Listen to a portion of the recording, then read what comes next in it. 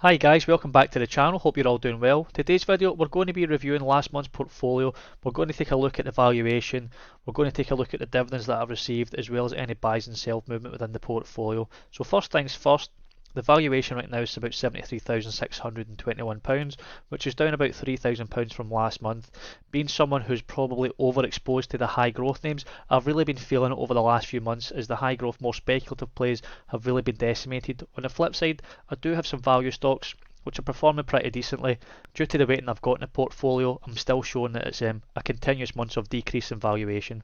Looking back over the last few years, as we entered into 2021 was obviously a fantastic year for the stock market. I've seemed to have topped out about the 88,000, 89,000 mark, give or take. And ever since we've entered into the beginning of this year, as we looked at the last graph, it's just been a continuation, quarter over quarter, month over month. It's just been a kind of decreasing in value.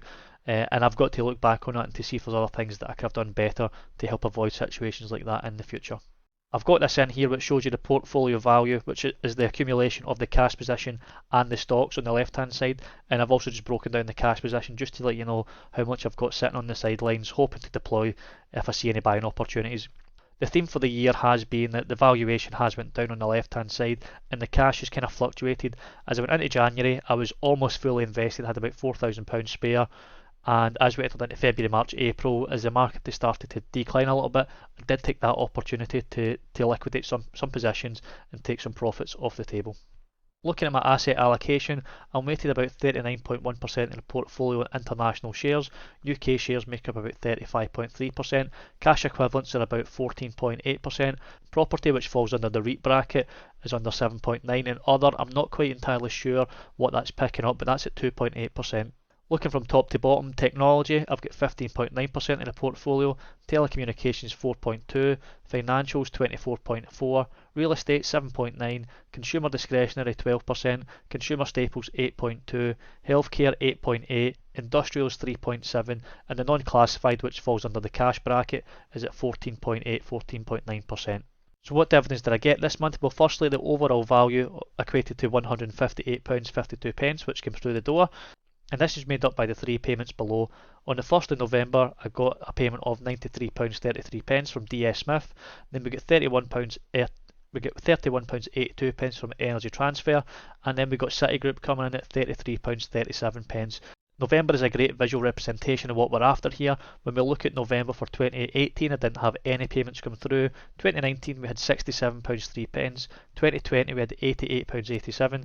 2021 we had £93.53, and this year was by far the best November payment with £158.52. This has got every single monthly payment that I've ever received, so feel free to pause the video, have a look through at this graph and you can get an idea of how I've been performing year over year, month over month. Total dividend income that I've received from the start investing is about £6,498.37, and this equates to by the yearly totals which we have here.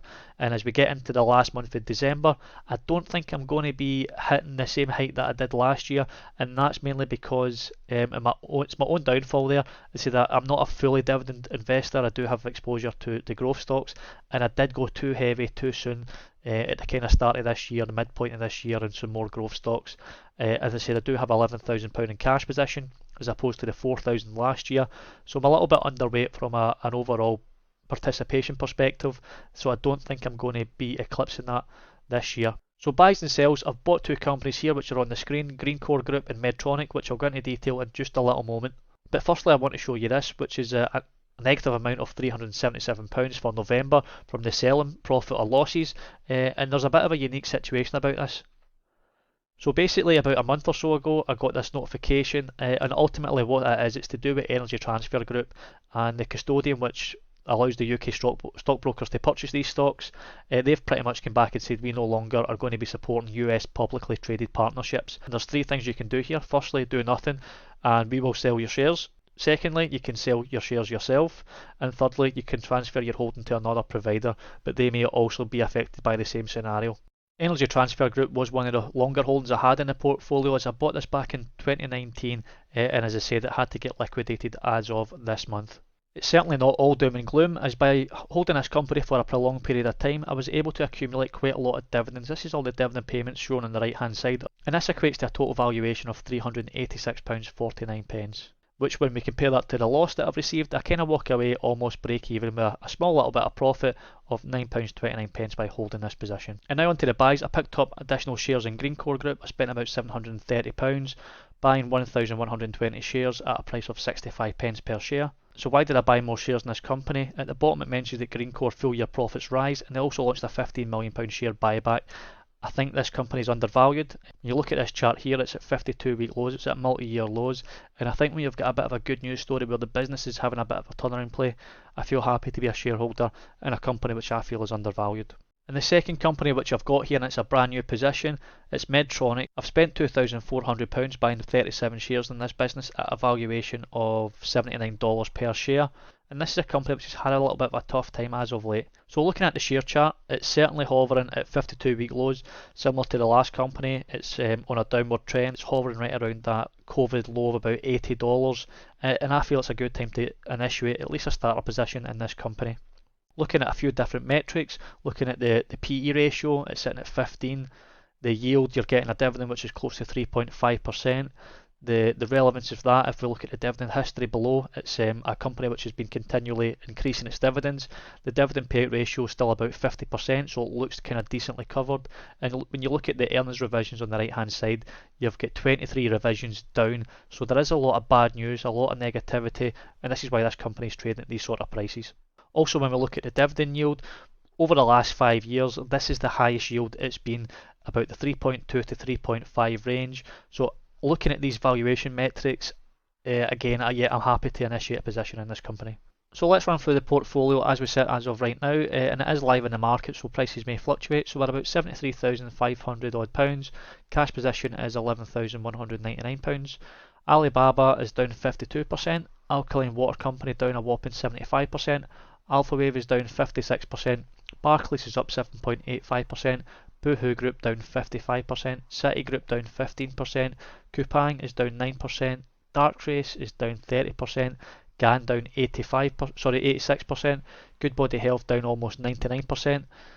Greencore Group is down 42.9%. GSK is down 4.3%. Haleon is up 12.94%. Hargreaves Lansdown is kind of break even. JD Sports Fashion also kind of break even. JP Morgan is up 9.6%. Medical Properties Trust is down 25%. Medtronic is down 4%. Micron is down 15.68%. Money Supermarket is down 18%. Palantir down 55%. Polar Capital down 26%. Rhythm Capital Corporation is down 5.84%. Smith & Nephew down 11.97%. DS Smith is up 14%. SoFi down 61%. Store Capital up 14.69%. Tattooed Chef is down 89%. Vodafone Group down 33%. And Walgreens Boots Alliance is up 4.93%. We are down to 33% in the portfolio, which equates to a whopping amount of £31,000. So how do I feel about that? Well, I think when I look at these higher growth names, there's a lot that I could have done better. I could have avoided some of these companies, some of the companies that I do still believe in the long term, but I could have picked better times. I really feel as I move into 2023, these higher growth stocks is something that I really need to be reviewing and deploying more capital into the valuation plays. When I look at the likes of JP Morgan, Smith & Nephew, and that, they're kind of there or thereabouts, they're not down crazy amounts in comparison to the Palantir, SoFi's, Tattooed Chef. So it really is something I'm going to have to be looking back over and learning from these mistakes that I've carried out. I hope you've enjoyed this overview into my portfolio, and I'll catch you all in the next video. Cheers.